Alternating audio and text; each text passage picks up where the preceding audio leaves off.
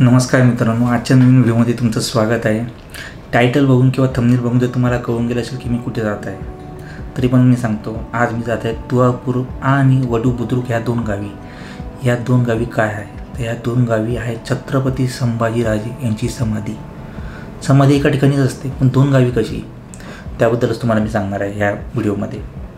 1 February 1689 रोजी विशाळगडावरून संभाजीराजे रायगडावरती जायला निघाले आणि मध्ये संगमेश्वर या ठिकाणी थांबलेले असताना दगाफटका करून औरंगजेबाचा जो सरदार होता मुकरब खान म्हणून, त्यांनी संभाजीराजांना दगाफटका करून अटक केली। कारण या लोकांमध्ये समोरासमोर लढण्याची ताकद नव्हती, त्यामुळे दगाफटका करण्याशिवाय यांना पर्याय नव्हता। संभाजीराजांना अटक केल्यानंतर त्यांच्यासोबत होते कवी कलश। कवी कलश म्हणजे जवळचे अगदी घनिष्ठ मित्र, असे ही मैत्री मृत्यूच्या शेवटच्या दारापर्यंत सोबत होती।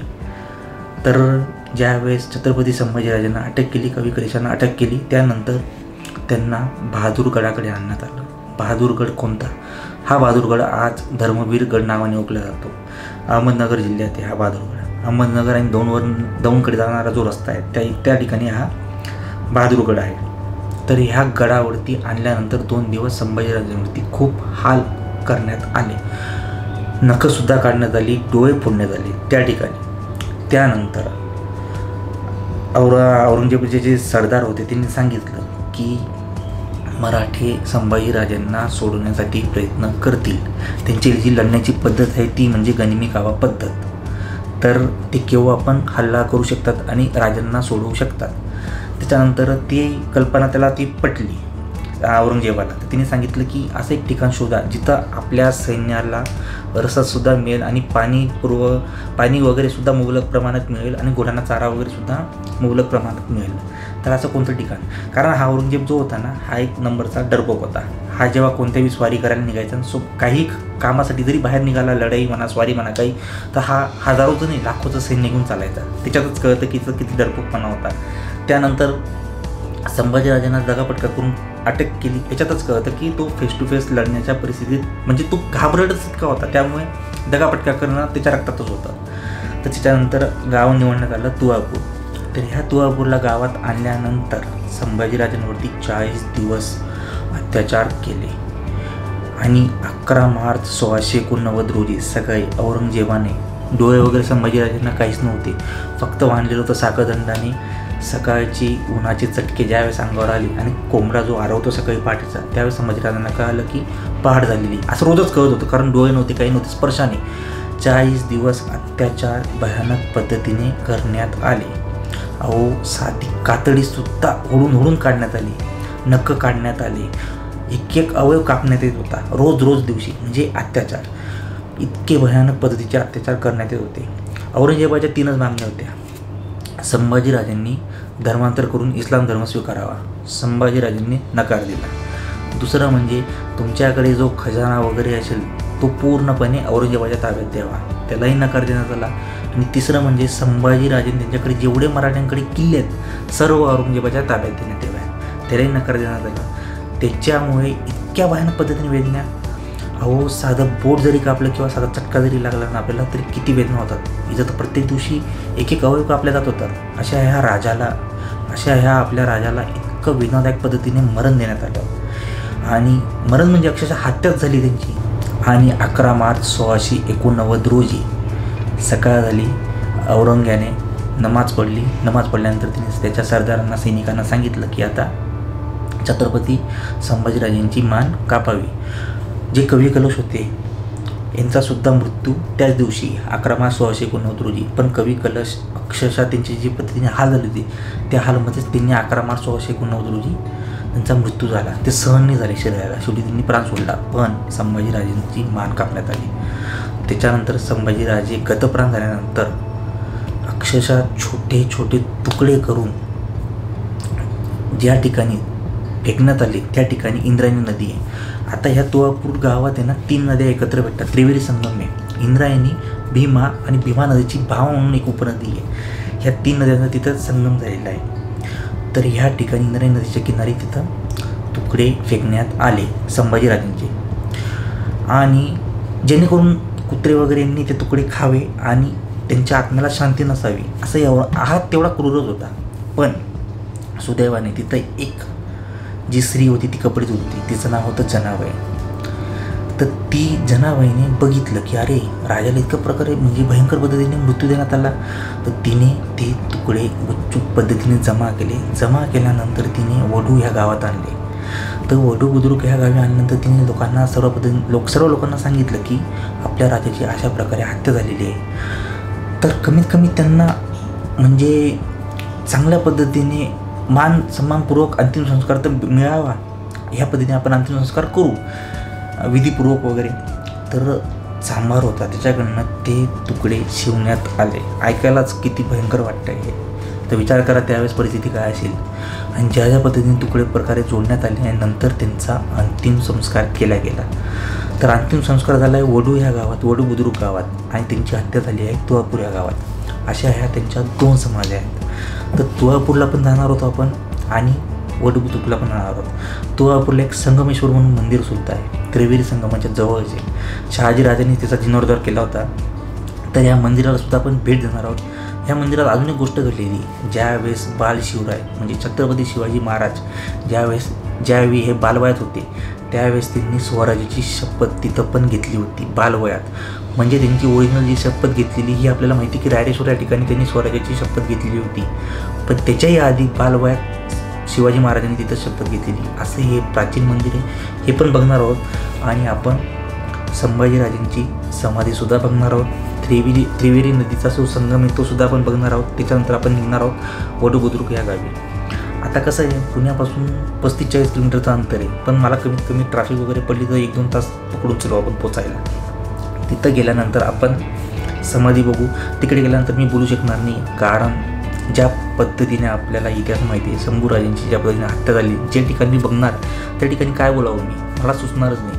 त्यामुळे मी तुम्हाला आत्ताच सर्व माहिती सांगून दिलेली आहे. त्या ठिकाणी फक्त मी तुम्हाला व्हिडिओमार्फत सर्व दाखवणार आहे कुठे हत्या झाली, त्याच्यानंतर मंदिर, प्राचीन मंदिर, ती समाधी कशी आहे, काय आहे, आजूबाजूचा परिसर, कारण मी सुद्धा पहिल्यांदा तिथं जात आहे. ती समाधी बघितल्यानंतर आपण वडू बुद्रुक या गावी जाणार आहोत, जिथं त्यांचं विधीपूर्वक अंतिम संस्कार झालेले होते. त्या ठिकाणी आपण जाणार आहोत आणि ते बघणार आहोत आपण. पुण्यापासून 35-40 किलोमीटरचं अंतर आहे. बघत आपल्याला किती वेळ लागतो. तर आता मला वाटतं आपण निघूया टाईम वेस्ट न करता. माझं एकच सांगणं असं आहे की जे स्वराज्याची आपण जो आता चाकत आहोत, जितकं आरामशीर पद्धतीने जीवन जगत आहोत, ह्याकरता खूप आधी छत्रपती शिवाजी महाराज यांच्या अगोदरपासून सुद्धा काही लोक खूप या स्वराज्यासाठी बलिदान दिल्या गेलेलं आहे. पण छत्रपती संभाजीराजांची ज्या पद्धतीने हत्या करण्यात आली तर ती ऐकल्यानंतर आणि ज्या ठिकाणी मी जाणार आहे तर जो ॲटोमॅटिकली आपल्या मनात एक आग येते. तर ही आग आहे ना कायम धसधसत राहिली पाहिजे आपल्या शरीरामध्ये. आणि काही लांब नाही आहे, काही नाही. पुण्यापासून 30-35 किलोमीटर आपण 1000 किलोमीटरचा प्रवास करतो. हे पवित्र ठिकाण आहे, या ठिकाणी गेलं पाहिजे. प्रत्येकाने तिथं गेल्यानंतर माझी तर इच्छा की हा व्हिडिओ तुम्ही इतर लोकांपर्यंत तरी पोचवा, ज्यांना माहीत नाही. कमीत कमी तिथं नतमस्तक हो आणि तिथं गेल्यानंतर तुमच्या डोळ्यातनं अश्रू आल्याशिवाय राहणार नाही, याची मला गॅरंटी आहे. तर आता आपण निघू आणि डायरेक्ट आता आपण प्रवासात मी तुम्हाला थोडाफार दाखवेल रस्ते वगैरे काय. आता आपण इथून पुण्यापासून जायला 2 मार्ग आहे, एक आळंदी मार्गी आहे आणि एक वाघोली मार्गी जो नगर रस्ता आहे तो. वाघोलीनंतर तुम्हाला लागतो लोणीकण गाव लागतं. लोणीकण नंतर एक फाटा आहे, फाटानंतर फुलगावनंतर तुळापूरला समाधी बघितल्यानंतर आपण परत लोणीकणला येणार. फुलगावनंतर लोणीकणला येणार, त्याच्या पुढे जाणार आपण भीमा कारेगावपासून परत एक फाटा आहे, तिथून आहे वडू बुद्रुक.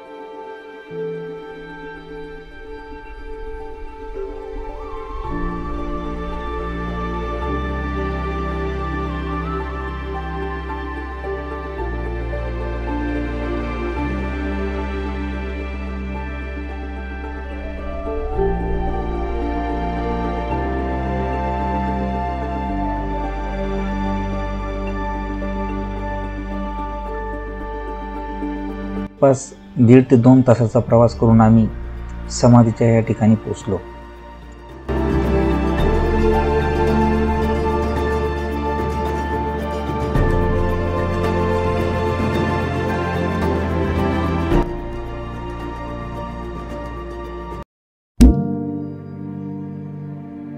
समाधीच्या प्रवेशद्वारावरच संभाजीराजांचा भव्य असा सिंहाचा जबडा फाडताना पुतळा आहे.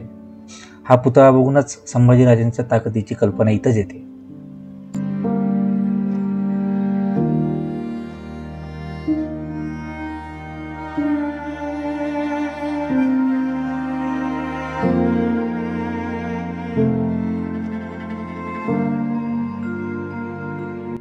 समाधीचा आजूबाजूचा परिसर अतिशय स्वच्छ अशा प्रकारे ठेवण्यात आलेला आहे.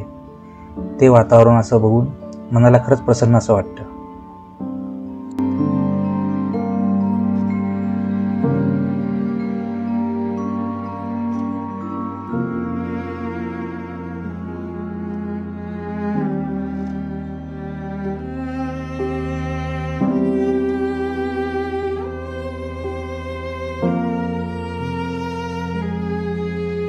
थोडं पुढे चालत आल्यानंतर इथं आपल्याला शंभूराजांचा भव्य असा मोठा पुतळा बघायला मिळतो. उभा असलेला हा पुतळा बघून खरंच मनाला प्रसन्न वाटतं.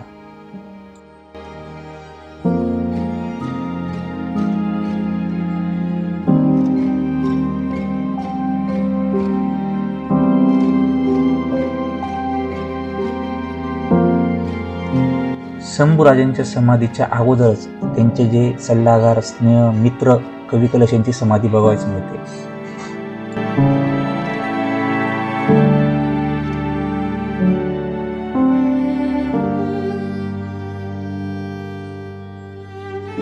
आधीच मी सांगितल्याप्रमाणे हे संगमेश्वर मंदिर, इथं शहाजीराजांनी जो जीर्णोद्धार केलेला होता ते हे मंदिर. असं हे प्राचीन मंदिराचं चला दर्शन घेऊया.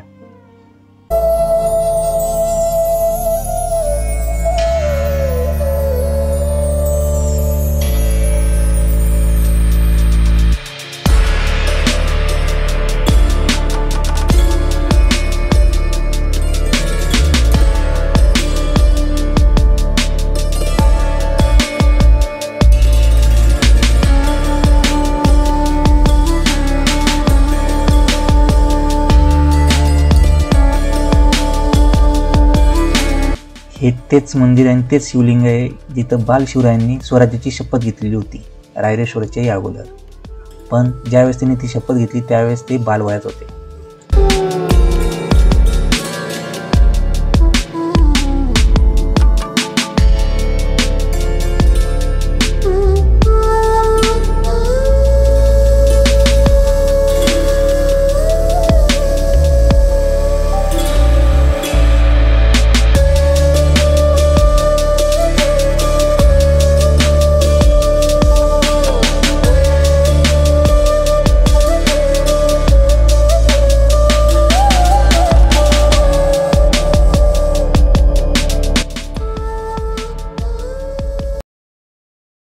शेवटी मनाची तयारी करून आम्ही शंभूराजांच्या समाधीकडे जायला निघालो.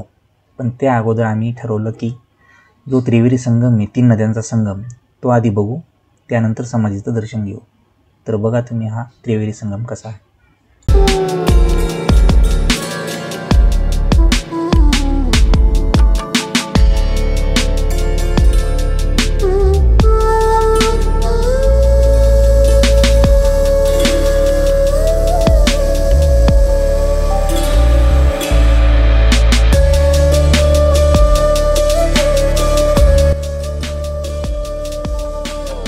शेवटी त्रिवेणी संगम बघून झाल्यानंतर आम्ही जड अंतकरणाने शंभूराजांची समाधी बघायला आतमध्ये गेलो.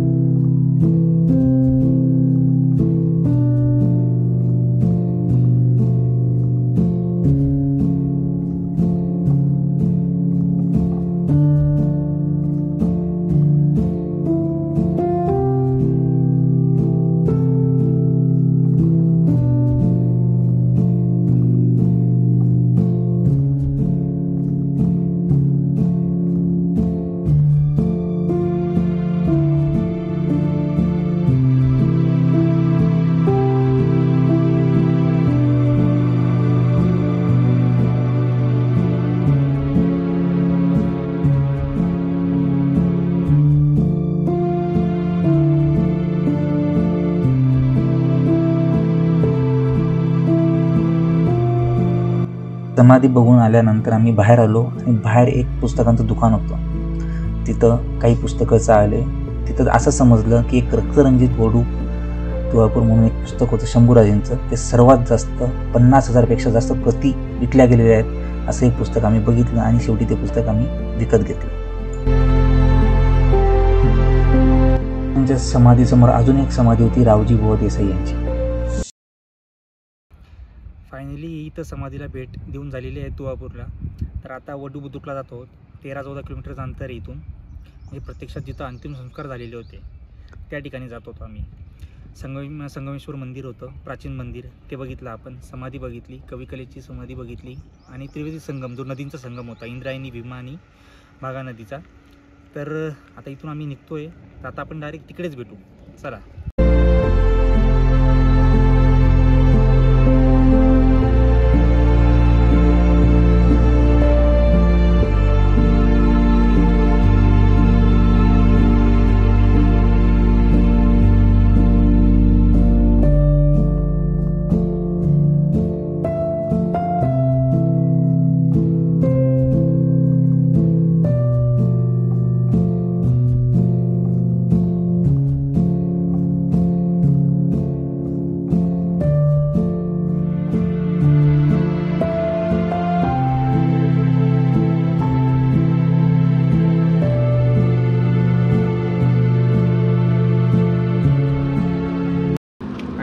प्रवास तर बघितला असेल. वडू बुद्रुकला आलो आहोत आपण.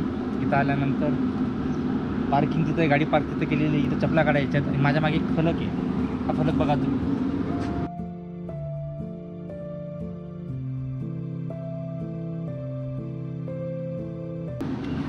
म्हणजे ज्या लोकांनी ते तुकडे इकडे आणून शिवले होते त्याचं म्हणजे देशमुख आणि शिवले परिवार मी आधीच सांगितल्याप्रमाणे त्यांचं इथे स्मारक आहे. इथे एक शिवलिंग आहे. हे मंदिर इथं स्मारक आहे. आता आपण मध्ये जातो. चला.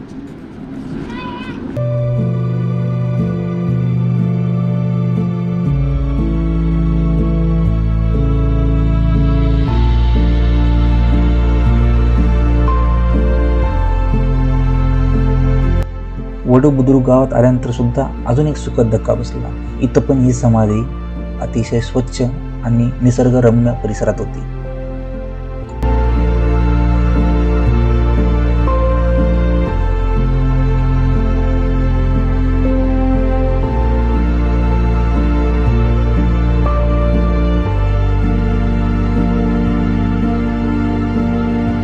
इथं सुद्धा शंभूराजांचा भव्य असा पुतळा होता. हा पुतळा बघून परत एकदा मनाला सुखद धक्का आणि प्रसन्न वाटले.